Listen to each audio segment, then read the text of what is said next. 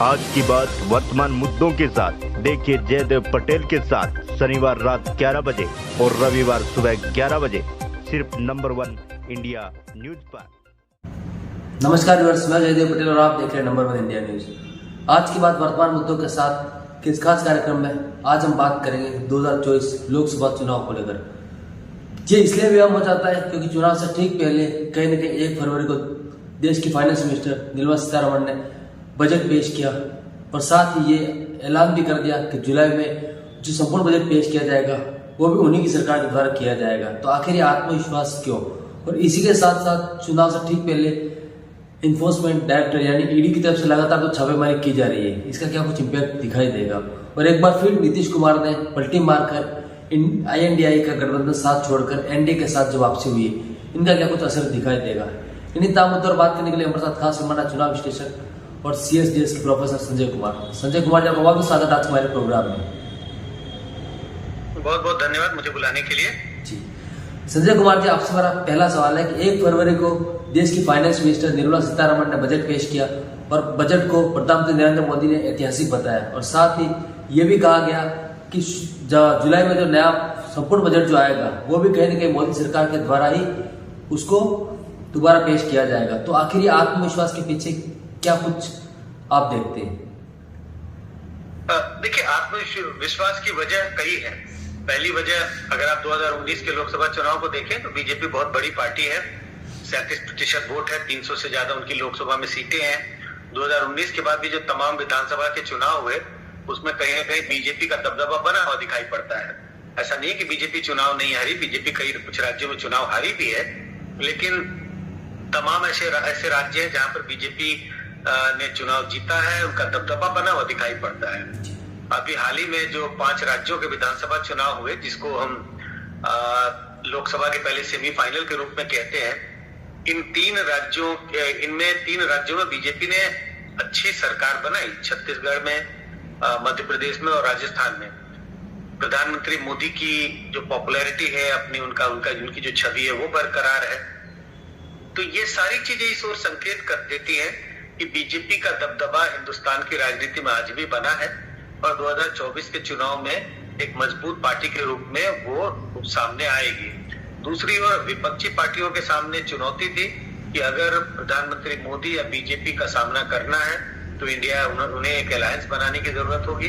Alliance तो उन्होंने बनाया, लेकिन अलायंस जिस तरह की उनसे अपेक्षा थी, जिस तरह के अलायंस की जरूरत थी, और वैसा अलायंस बनाने में वो सफल दिखाई नहीं पड़ते। नीतीश कुमार जो इस अलायंस के कर्ता धर्ता थे, जिन्होंने इस अलायंस को बनाने की कोशिश की, वो छोड़ करके चले गए। तो सारे संकेत इस ओर इशारा करते हैं कि इंडिया गठबंधन या विपक्षी पार्टियां आज भी कमजोर है और आने वाले 60 दिनों के अंदर चुनाव होने वाले हैं। इसमें कोई बड़ा उलटफेर होता हुआ दिखाई नहीं पड़ता।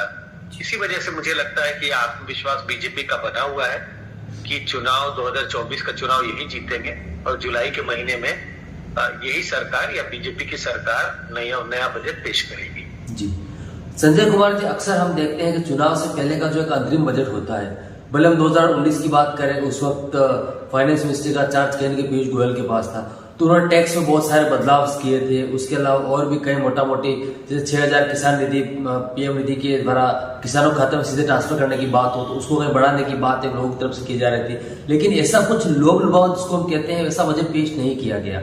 तो क्या ये सिर्फ राम राज्य या फिर राम के नाम पर ही बीजेपी जीतने के प्रयास में है? नॉर्मली ये देखते हैं कि जब चुनाव के पहले कोई भी बजट होता है, चाहे वो इंटरिम बजट हो, फुल बजट हो, तो उसमें लोक लुभावन बातें किए जाते हैं, जिसको कहते हैं इलेक्शन बजट। एक शब्दावली है जिसको कहते हैं कि ये इलेक्शन ईयर है तो इलेक्शन बजट आएगा। इसमें ऐसे तमाम अनाउंसमेंट किए जाएंगे जिससे जनता को अपनी ओर मोबिलाइज या लुभाने में पार्टी सफल हो पाए।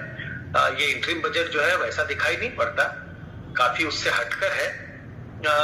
कोई कारण साफ दिखाई पड़ता है, सरकार को या बीजेपी को ये भरोसा है कि चुनाव यही जीत रहे हैं, तो इसी के लिए लोक लुभावन अनाउंसमेंट की जरूरत नहीं है। पार्टी का जनाधार बना हुआ है, तमाम समुदाय के लोगों का झुकाव बीजेपी की ओर दिखाई पड़ता है, युवाओं का झुकाव है, महिलाओं का झुकाव है, और बजट में कुछ न कुछ वो इशारे भी किए गए और महिलाओं के को अपनी ओर एक तरह से मोबिलाइज करने के लिए कुछ अनाउंसमेंट किए गए। आपने राम मंदिर प्राण प्रतिष्ठा कार्यक्रम का जिक्र किया, वो भी एक बड़ा फैक्टर है। लगता है कि 2024 के चुनाव में बीजेपी के लिए एक बड़ा मुद्दा होगा और बीजेपी सहारे इस राम मंदिर के मुद्दे के सहारे अपनी नैया पार लगा देगी। जी संजय कुमार जी, आपने जिक्र किया नीतीश कुमार का। नीतीश कुमार INDI गठबंधन के सहयोगी ग्रुप में सबसे पहले शुरुआत उन्होंने की थी सारी पार्टियों को एक कॉमन प्लेटफॉर्म पर लाने को लेकर के। ऐसे में अब जब वो पार्टी छोड़ करके INDI का साथ छोड़ के अब NDA में जब वापसी हो गई है, तो इसका क्या कुछ इम्पैक्ट दिखाई देगा आगे आने वाले चुनाव के अंदर और खासकर इंडिया गठबंधन? नीतीश कुमार का क्या इंडिया गठबंधन को छोड़ NDA में जाने का इम्पैक्ट तो बहुत साफ है। इंडिया गठबंधन कमजोर दिखाई पड़ती है। बिहार एक ऐसा राज्य था जहां इंडिया गठबंधन बहुत मजबूत थी और ये इंडिया गठबंधन, अगर नीतीश कुमार इंडिया गठबंधन के साथ होते तो बीजेपी, आप यूं कहें, NDA को करारा टक्कर मिलता। NDA के लिए बिहार में अच्छा प्रदर्शन कर पाना काफी मुश्किल दिखाई पड़ रहा था। अब नीतीश कुमार ने इंडिया गठबंधन को छोड़ NDA का दामन थामा है, इससे इंडिया गठबंधन कमजोर हो गई, लेकिन उस दूसरी तरफ NDA बहुत मजबूत दिखाई पड़ती है। इसी तरह का गठबंधन जब 2019 के चुनाव में था तो NDA ने 40 में से 39 सीटें जीती थी। तो NDA बहुत मजबूत हो गया है बिहार में, और बिहार में जब वो मजबूत हो रहा है तो राष्ट्रीय स्तर पर भी मजबूत हो रहा है। इंडिया गठबंधन कमजोर और NDA मजबूत। 2024 के चुनाव में ऐसा ही होता हुआ दिखाई पड़ रहा है। जी संजय कुमार जी, नीतीश कुमार ने जातीय जनगणना का मुद्दा जोर शोर से उठाया था, जिसी को लेकर के कहीं ना कहीं कांग्रेस पार्टी में 3 राज्य के जो चुनाव हुए उसमें भी उसको जोर शोर से उठाया और कहेंगे कुछ हद तक उसको सफलता भी मिली है। ऐसे में जब जातीय जनगणना के मुद्दे का प्रमुख चेहरा नीतीश कुमार थे जो NDA के साथ आ गए हैं, तो क्या विपक्षी जातीय जनगणना का जो मुद्दा है 2024 लोकसभा चुनाव में उठाएगी, और उठाएंगे तो क्या उतना कामयाब हो पाएगी? देखिए, जातीय जनगणना का मुद्दा विपक्षी पार्टियों ने विधानसभा चुनाव के समय भी उठाने की कोशिश की, और जब मैं विपक्षी पार्टियों की बात कर रहा हूं तो ये कांग्रेस में विपक्षी पार्टी थी। उस वक्त तो चुनाव के पहले तो 2 राज्यों में वो रूलिंग पार्टी थी, छत्तीसगढ़ में उनकी सरकार थी और राजस्थान में उनकी सरकार थी। लेकिन सीधा 4 राज्यों में कांग्रेस बड़ी मजबूत पार्टी थी और कांग्रेस का सीधा मुकाबला 3 राज्यों में बीजेपी के साथ था और तेलंगाना में BRS के साथ था। कांग्रेस ने इस मुद्दे को पे चुनाव लड़ने की कोशिश की जातीय जनगणना के मुद्दे पर।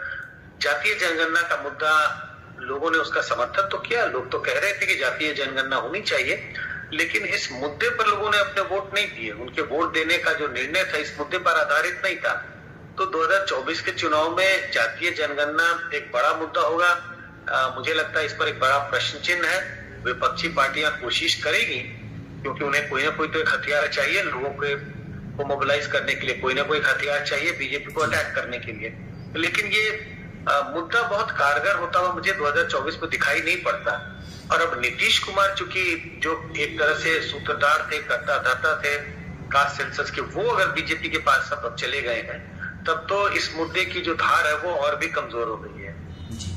संजय कुमार जी, लेकिन कहीं न कहीं इस पूरे बयानबाजी को लेकर के प्रियंका गांधी का जो एडवाइजर और कांग्रेस के वरिष्ठ नेता आचार्य प्रमोद कृष्ण, उनका एक बयान सामने आया कि जब कैप्टन हिल चला गया है तो ऐसे में INDA गठबंधन का क्या होगा। और इसी के साथ साथ उन्होंने ये भी कहा कि ये कहीं न कहीं दुर्भाग्यपूर्ण है कांग्रेस और तमाम विपक्षी पार्टियों के लिए। इसको आप कैसे देखते हैं, नीतीश कुमार का NDA के साथ जाना? बिल्कुल सही बात है कि अगर एक टीम का कैप्टन ही चला जाए, और जैसे कह रहे थे कि एक फौज है, आर्मी है, और उसका जो उस फौज को जो लीड कर रहे हैं, जो आर्मी जनरल है, वही चला जाए तो मनोबल तो गिरता है। मैं ऐसा नहीं मानता कि सिर्फ कैप्टन चले जाने से टीम बिल्कुल कमजोर हो जाती है, या फौज के जनरल के चले जाने से पूरी फौज खत्म हो जाती है। फौज तो वहीं की वहीं रहती है, लेकिन हाँ, एक बड़ा असर पड़ता है, मनोबल गिरता है। परसेप्शन की लड़ाई में आप हारते हुए दिखाई पड़ते हैं, तो मनोबल तो इंडिया गठबंधन का गिरा है। आपका मनोबल गिरता है, आप इलेक्टोरली भी वीक दिखाई पड़ते हैं, और मनोबल के दृष्टिकोण से या यूं कहें परसेप्शन के दृष्टिकोण से भी इंडिया गठबंधन कमजोर दिखाई पड़ती है। तो बिल्कुल लॉस तो इंडिया गठबंधन का है, पूरा नुकसान है, और अगर कोई फायदे में है तो वो NDA है। जी Sanjay Kumar ji, seat sharing formula एक बहुत एक अहम चुनौती रहेगी INDI गठबंधन के सामने। ऐसे में इसका क्या कुछ सॉल्यूशन आपको दिखाई दे रहा है 2024 लोकसभा चुनाव से पहले? क्योंकि कहीं ना कहीं अखिलेश यादव ने समाजवादी पार्टी का अगर बात करते हैं तो उत्तर प्रदेश में उन्होंने अपने स्तर पर कहीं ना कहीं डिक्लेयर कर दिया अपने जो नेता थे उनको। वहां मायावती जी जो है, ममता बनर्जी जो है वो अपनी सीट छोड़ने को तैयार नहीं है, या बहुत सी कम सीटें वो कांग्रेस को देने के लिए तैयार है। तो ऐसे में जो कॉमन प्लेटफॉर्म पर आने की बात है वो कहां तक सक्सेस होगी? और चेहरा अगर नहीं होगा INDA गठबंधन के पास नरेंद्र मोदी के सामने टक्कर को लेकर के, तो ये कितना चुनौतीपूर्ण होगा? चुनौतीपूर्ण तो दोनों चीजें हैं, लेकिन चेहरे की बात को मैं अहमियत कम देता हूं। अगर चेहरा न भी हो तो भी इंडिया गठबंधन बीजेपी का मुकाबला या एनडीए का मुकाबला 2024 में कर सकती है।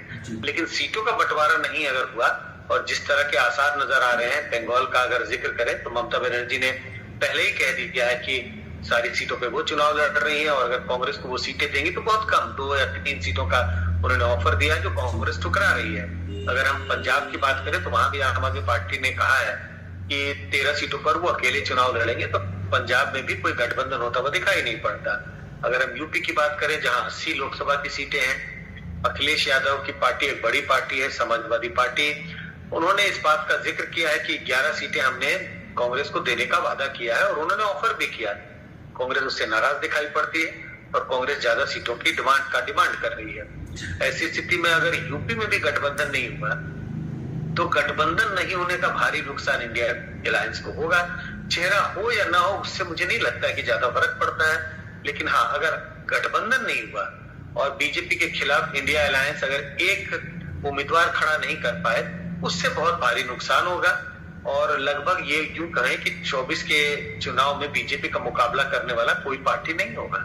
जी संजय कुमार जी, ये जो समय है ये कहीं न कहीं एक प्रीवियस टाइम चल रहा है सारे दलों के लिए, क्योंकि लोकसभा चुनाव में कुछ दिनों का समय शेष रहेगा, ऐसा हम कह सकते हैं। ऐसे में राहुल गांधी की भारत जोड़ो न्याय यात्रा जो चल रही है, क्या ये एकला चलो वाली नीति के तहत राहुल गांधी की भारत जोड़ो न्याय यात्रा है? क्योंकि ये जो समय वो ऐसा है कहीं ना कहीं सारे दलों को मिलकर के एक कॉमन प्लेटफॉर्म है, फिर एक कॉमन रैली निकालने का एक प्रयास करना चाहिए, तो इससे भी कहीं ना कहीं बहुत सी पार्टियां नाराज भी है इनकी। निश्चित रूप से अगर ये कांग्रेस की भारत जोड़ो यात्रा ना होकर इंडिया की यात्रा होती, इंडिया गठबंधन की यात्रा होती, तो इसका परसेप्शन अलग बनता, इसका माहौल एक अलग बनता, तमाम सहयोगी पार्टी के नेता और उनके कार्यकर्ता शामिल होते, तो उससे एक अलग माहौल बनता है। एक लगता कि बीजेपी को चुनौती देने का पूरा प्रयास हो रहा है। लेकिन कांग्रेस एक तरफ अकेले चल रही है, राहुल गांधी यात्रा में व्यस्त है, और कांग्रेस पार्टी के जो अन्य नेता हैं वो तमाम अलग अलग राज्यों में सीटों के बंटवारे को लेकर के उन्हें कोई सफलता हासिल नहीं हो रही है। तो कुल मिला, और तमाम रीजनल पार्टियां इस बात के लिए कांग्रेस को दोष दे रही है। वो कह रही है कि कांग्रेस ने बहुत देरी की, कोई पहल नहीं हुई, कांग्रेस जरूरत से ज्यादा सीटें मांग रही है। कुछ नेता तो ये भी कह रहे हैं विपक्षी पार्टियों के कि भाई राहुल गांधी को इस वक्त यात्रा पे जाने की क्या जरूरत थी। ये सारी चीजें इस ओर इशारा करती हैं कि सारी तमाम विपक्षी पार्टियां जो इंडिया अलायंस के पार्टनर हैं इस वक्त, वो सब सारा दोष कांग्रेस के मत्थे मढ़ रही हैं, और वो कह रहे हैं कि कांग्रेस ने कुछ जिस तरह से इंडिया अलायंस में शामिल होकर के काम करने की जरूरत थी, बातचीत बढ़ानी थी, वो कांग्रेस ने नहीं किया, और उसका भारी नुकसान इंडिया अलायंस को 2024 के चुनाव में हो सकता है। जी संजय कुमार जी, अगर मैं बात करता हूँ सेंट्रल जांच एजेंसियों की, तो कहीं ना कहीं उन पर एक आरोप लगता है कि चुनाव से ठीक पहले जिस तरीके की ईडी की तरफ से कार्रवाई की जाती है लगातार, इससे भी हम देख रहे हैं झारखंड में हेमंत सोरेन के ऊपर कार्रवाई की गई, और लगातार अब अरविंद केजरीवाल पर कार्रवाई करने की तैयारी में है।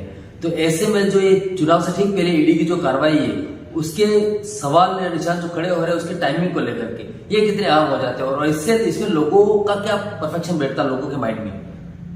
नहीं, टाइमिंग को लेकर करके सवाल खड़े हो रहे हैं, लेकिन सरकार बिल्कुल साफ कहती है कि भाई जीरो टॉलरेंस ऑन करप्शन। तो विन विन सिचुएशन में बीजेपी है, विन विन सिचुएशन में सरकार है, क्योंकि सरकार कहती है भ्रष्टाचार के खिलाफ लड़ाई में कोई कॉम्प्रोमाइज नहीं होगा। सरकार का इन एजेंसियों में कोई दखल नहीं है, ये एजेंसियां अपना काम कर रही हैं। अगर कोई भ्रष्टाचार के मुद्दे हैं या भ्रष्टाचार के आरोप हैं, तो ये एजेंसी, सरकारी एजेंसी, ईडी हो, सीबीआई हो, ये अपना कार्रवाई करेंगी, और उसी तहत ये कार्रवाई की जा रही है।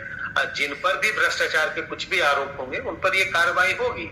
तो ये जरूर है कि आप देखें इसके टाइमिंग को तो कहीं ना कहीं लगता है कि कुछ ना कुछ ये पॉलिटिकली मोटिवेटेड है, लेकिन आम जनता के नजरिए से देखें तो आम जनता को यही लगता है कि ठीक है, भले ही टाइमिंग है और इससे बीजेपी फायदा उठाने की कोशिश कर रही है, लेकिन जो हो रहा है वो कोई गलत नहीं है, जो हो रहा है वो सही है।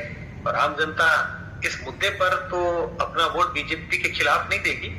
ऐसा नहीं लगता लोगों को कि बीजेपी जाति कर रही है रीजनल पार्टियों पर, इसी के लिए हमें बीजेपी को वोट नहीं देना चाहिए।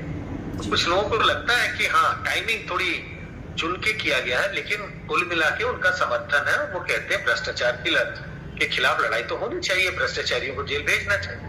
जी संजय कुमार जी, आपसे मेरा आखिरी सवाल है कि विपक्षी पार्टियां हमेशा से आरोप लगाती रही कि केंद्र सरकार जांच एजेंसी का दुरुपयोग करते हुए कहीं उनका फायदा उठाती है, और ये हमने छत्तीसगढ़ के चुनाव में भी देखा कहीं कि मुकेश बघेल पर इनकम टैक्स इस प्रकार से ईडी की जो कार्रवाई हुई उसका सीधा फायदा कहीं ना कहीं बीजेपी को हुआ है। तो क्या ईडी की लगातार जो कार्रवाई हो रही है उससे बीजेपी को फायदा होगा 2024 लोकसभा चुनाव में?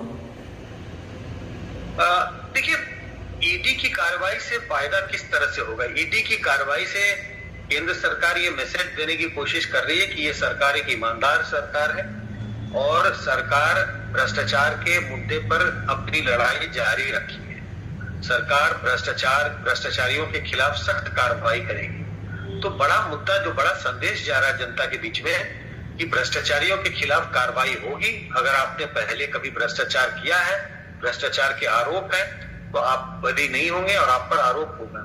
आम जनता के नजरिए से देखें तो आम जनता इसका समर्थन करती है और आम जनता को लगता है कि नहीं, भ्रष्टाचार के खिलाफ, क्योंकि आम जनता में पार्टियों या नेताओं के बारे में कोई पॉजिटिव ओपिनियन नहीं है। आम जनता ये मानती है कि ये बड़े भ्रष्ट होते हैं, राजनीति बहुत भ्रष्ट है ये।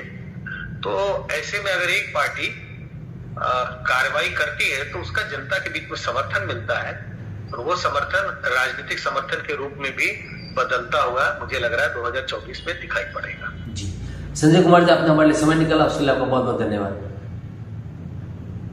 Thank you.